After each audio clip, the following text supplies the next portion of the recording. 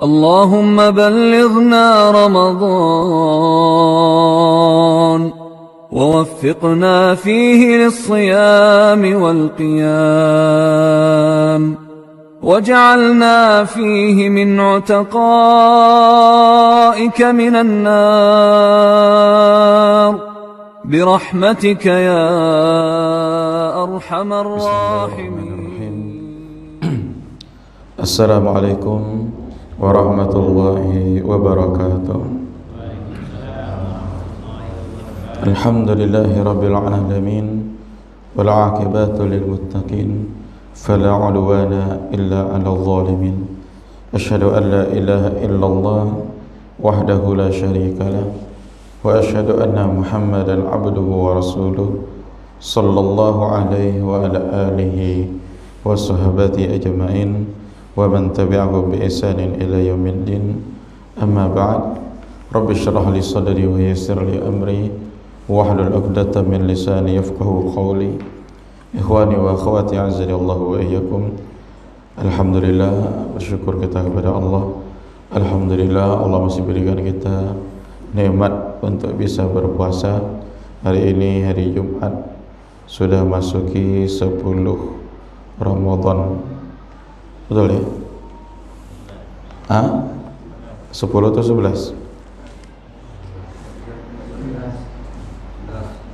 11 Ramadan. Ya, 11 Ramadan 1442 Hijriah. Hari ini adalah hari yang terbaik, bulan yang terbaik ya. Hari Jumat. Rasulullah katakan Sayyidul Ayyam, penghulu atau pemimpin dari segala hari. Khairu yaumin tala'at alaihi syamsu yaumul jumu'ah. Hari yang terbaik ketika matahari terbit adalah hari Jumat. Fihi khuliqa Adam wa fihi udkhilal jannah. Pada hari Jumat Allah menciptakan Nabi Adam. Pada hari Jumat Nabi Adam dimasukkan ke dalam surga. Wa fihi ukhrija minha. Pada hari Jumat pula Nabi Adam dikeluarkan dari surga. Wala taqumu sa'ah illa yaumal jumu'ah. Tidak terjadi hari kiamat kecuali pada hari Jumat. Baiklah, kita lanjutkan kajian kita, kitab Majalis Syahri Ramadan, majelis bulan Ramadan. Pada pertemuan sebelumnya ada beberapa hadis yang sudah kita bahas. Hadis tentang fi awsafi ahli jannah, sifat-sifat ahli surga. Hadis sebelumnya yaitu man bana masjidan yabtaghi bihi wajh Allah banallahu lahu baitan fil jannah. Barang siapa membangun masjid mengharapkan wajah Allah lillahi ta'ala, karena Allah, maka Allah akan bangunkan baginya rumah di surga. Kemudian Rasulullah bersabda, 5 waktu salat atau 5 salat fardu yang Allah wajibkan bagi hambanya. Barang siapa mengerjakan salat 5 waktu tersebut, tidak menyia-nyiakannya, maka dia punya perjanjian dengan Allah. Apa perjanjian dengan Allah? Ayyudkhilahul jannah. Allah akan masukkan dia ke dalam surga. Kemudian hadis berikutnya, alaika bikathratis sujud. Kata Rasulullah ini kepada sahabat Thauban ya. Thauban radhiyallahu anhu ketika dia menanyakan tentang amalan yang memasukkan ke dalam surga, kata Nabi, hendaklah engkau memperbanyak sujud. Fa innaka la tasjudu lillahi sajdah. Karena sesungguhnya tidaklah engkau sujud 1 kali sujud melainkan Allah angkat derajat engkau. Allah angkat derajat, Allah hapus kesalahan engkau. Ini 3 hadis sudah kita bahas. Ini kesimpulannya bahwa pertama, yang masukkan seorang ke dalam surga, ciri-ciri ahli surga adalah orang yang bersedekah atau berinfak. Bersedekah untuk membangun masjid. Siapa bangun masjid, Allah bangun pula rumahnya di surga. Kemudian yang kedua, di antara ahli surga orang yang bisa menjaga salat 5 waktu. Tentu dikerjakan secara berjamaah. Nah, ada perjanjian dengan Allah. Allah berjanji untuk memasukkan ke dalam surga. Kemudian berikutnya, kalau ingin masukkan ke dalam surga, kata Nabi, perbanyak sujud. Perbanyak sujud artinya perbanyak melakukan solat sunnah. Karena ketika satu kali sujud saja, maka akan diangkat derajat, dihapus kesalahan. Baiklah, hadis berikutnya, wa ana ummi Habibah radhiyallahu anha, dari Ummu Habibah, semoga Allah meridhoinya, anna Nabi sallallahu alaihi wasallam qala, Rasulullah bersabda, ma min abdin muslim yusalli lillahi ta'ala fi kulli yawmin 12 rak'atan, tidaklah seorang hamba muslim dia salat lillah ta'ala, karena Allah, dalam satu hari sebanyak 12 rakaat.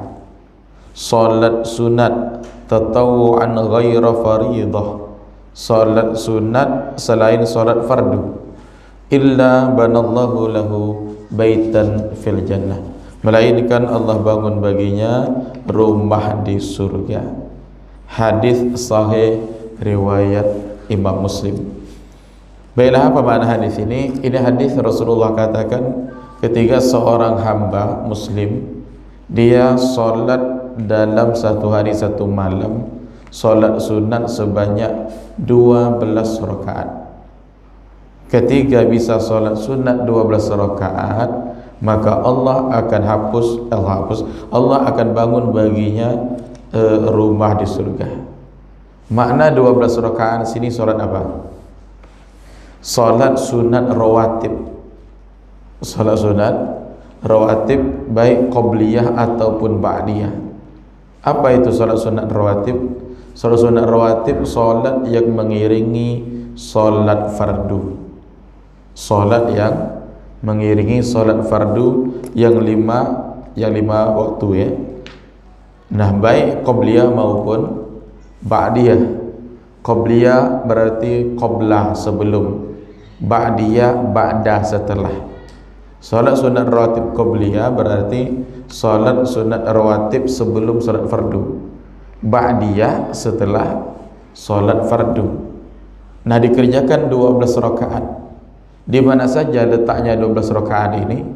4 rakaat sebelum zuhur, 4 rakaat sebelum zuhur, 2 rakaat setelah zuhur. Berapa? 6. Kemudian 2 rakaat setelah maghrib, 2 rakaat setelah isya. Berapa? 10. Tambah lagi 2 rakaat sebelum subuh. Ini makna hadis ini. Berarti 12 rakaat di sini adalah 12 rakaat salat sunat rawatib yang sunnah muakkadah.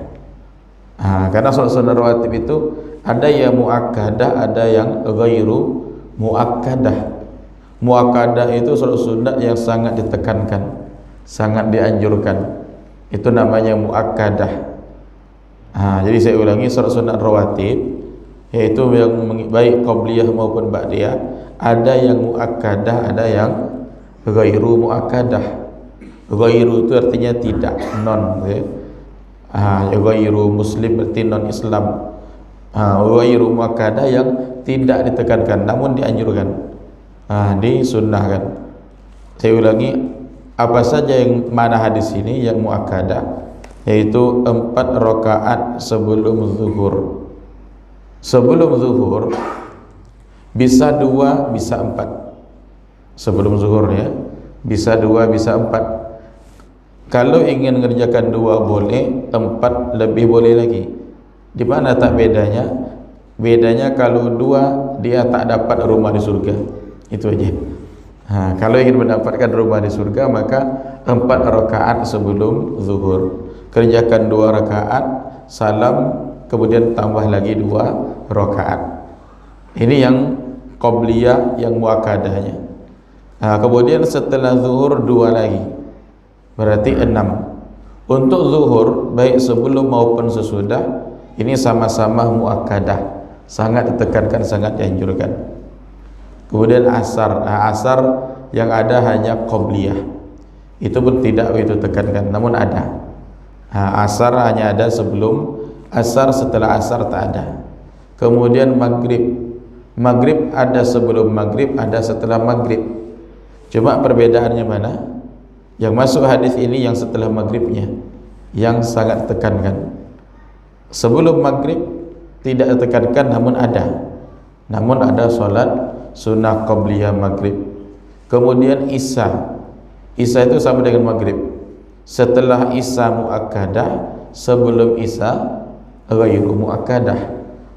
Setelah isya sangat ditekankan, sebelumnya tidak begitu ditekankan. Nah, kemudian subuh yang ada hanya sebelum subuh, setelah subuh tak ada. Berarti hanya ada sebelum subuh, ini yang muakkadah. Namun ketika seorang tak sempat solat subuh qabliyah, maka boleh diqadha setelah solat subuh, baik setelah subuh atau ketika syuruk, ya. Boleh diqadha, diganti setelah solat subuh. Jadi hadis ini sekali lagi di sini menunjukkan keutamaan solat sunnah muakkadah dikerjakan 12 rakaat sehari semalam. Di mana saja waktunya? 4 sebelum zuhur, 2 setelah zuhur 6, kemudian 2 setelah maghrib, 2 setelah isya, 2 sebelum subuh. Nah, kalau ini dikerjakan, maka kata Nabi SAW, banallahu lahu baitan fil jannah, Allah subhanahu wa ta'ala akan bangun baginya rumah di surga. Sama dengan bangun masjid tadi. Bangun masjid, Allah bangun rumah di surga. Ini menunjukkan al-jaza'u ala jinsil amal, balasan sesuai dengan jenis amalan.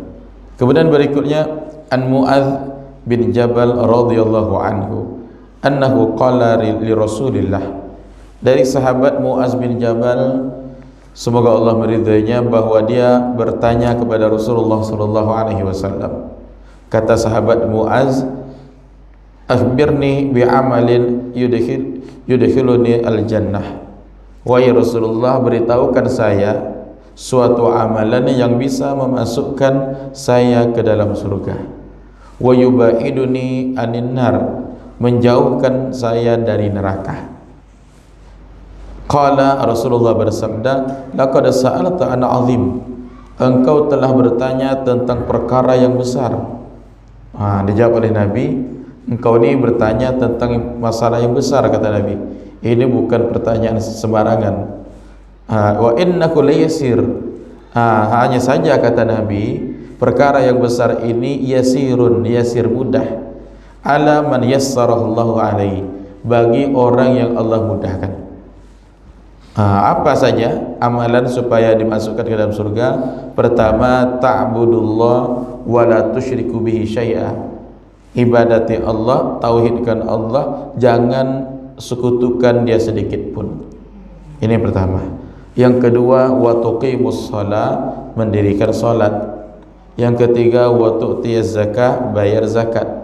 Yang keempat, wa tasumu ramadan, puasa di bulan Ramadan. Yang kelima, wa tahujjul baita, naik haji bagi yang mampu. Hadis riwayat Imam Ahmad dan riwayat Imam Tirmidzi. Baiklah ikhwani wa akhwati azzani Allah wa iyyakum, ini pertanyaan dari salah seorang sahabat yang bernama Mu'adz bin Jabal. Dia bertanya kepada Nabi tentang amalan yang bisa memasukkan dia ke dalam surga. Tadi ada sahabat bernama Thauban juga bertanya kepada Nabi tentang amalan yang bisa masukkan ke dalam surga. Kata Nabi, perbanyak sujud. Berarti perbanyak sujud, perbanyak salat sunnah. Nah, ini sahabat Mu'adz lagi bertanya kepada Nabi amalan yang bisa memasukkan ke dalam surga, dijauhkan dari neraka. Di sini kata para ulama menunjukkan al-a'malu sababun lidukhulil jannah. Amalan merupakan sebab untuk masuk surga. Amalan adalah sebab masuk surga. Amalan yang dapat rahmat dari Allah Subhanahu wa ta'ala. Jadi amalan sebab masuk surga. Hanya saja amalan yang mendapatkan apa? Karunia dan rahmat dari Allah Subhanahu wa taala. Karena memang surga itu untuk orang-orang yang beramal. Tilkal jannatul lati uristumuha bima kuntum ta'malun. Itulah surga, kata Allah, yang diwariskan kepada kalian. Kenapa diwariskan kepada kalian? Karena apa yang telah kalian amalkan. Ini surat Az-Zukhruf ayat 72 ya. Jadi surga diwariskan bagi orang yang beramal, yaitu beramal soleh, dapat rahmat dari Allah Subhanahu wa taala. Dan itulah kemenangan yang sesungguhnya. Itulah kemenangan yang sesungguhnya. Faman zuhziha 'anil nar wa udkhilal jannata faqad faz. Barang siapa dijauhkan dari neraka, dimasukkan dari surga, faqad faz. Itulah orang yang beruntung, yang menang. Jadi kemenangan yang sesungguhnya, kesuksesan yang sesungguhnya adalah orang yang apabila dimasukkan ke surga dijauhkan dari neraka. Itulah sebenarnya hakikat dari keberuntungan ataupun kemenangan. Nah, jadi sahabat ini bertanya agar dimasukkan surga dijauhkan dari neraka. Kata Nabi, ini merupakan perkara yang besar. Bertanya tentang perkara besar, akan tetapi mudah insyaallah. Di sini menunjukkan bahwa amalan kita tergantung dari rahmat Allah Subhanahu wa taala. Hidayah Allah, taufik dari Allah. Yang 5 amalan ini ataupun amalan disebutkan oleh Nabi ini mudah bagi orang yang Allah mudahkan. Mudah bagi yang Allah berikan hidayah, Allah berikan taufik. Sebaliknya akan terasa berat, susah bagi orang yang tidak Allah berikan hidayah. Contoh solat subuh aja lah ya. Yang Allah berikan hidayah, Allah berikan taufik, insyaallah mau datang solat subuh. Sebaliknya ketika Allah tidak berikan hidayah, berat untuk solat subuh. Mungkin awal Ramadan ya, jemaah banyak. Setelah lewat beberapa hari Ramadan makin berkurang. Apa sebab? Taufik rahmat dari Allah tak ada. Dia hanya rajin di awal saja, tidak istiqomah. Nah, orang yang Allah berikan rahmatnya, insyaallah bagaimanapun dia jauh dari masjid, dia akan mendatangi masjid, akan dia jaga amalannya. Sebaliknya yang tidak diberikan rahmat oleh Allah, walaupun rumah dekat masjid, dia tak mau ke masjid. Jadi kata Nabi, ini perkara yang besar, akan tetapi ini mudah bagi orang yang Allah berikan kemudahan. Nah, apa saja perkara besar ini? Kata Nabi, sembah Allah, jangan sekutukan. Yang kedua, salat, bayar zakat, puasa, naik haji. Berarti apa ini? Rukun Islam. Rukun Islam. Pertama, sembah Allah, jangan sekutukan Allah, jangan berbuat syirik. Artinya tauhidkan Allah. Berarti 2 kalimat syahadat ya. Masuk Islam, mengucapkan 2 kalimat syahadat, tauhidkan Allah, jangan berbuat syirik. Kemudian barulah salat. Setelah salat bayar zakat, kemudian puasa bulan Ramadan, kemudian naik haji ke Baitullah bagi yang mampu.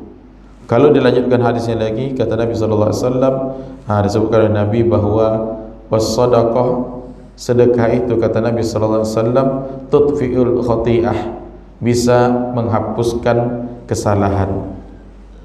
Kama yudfi'ul ma'an nar, sebagaimana air bisa memadamkan api.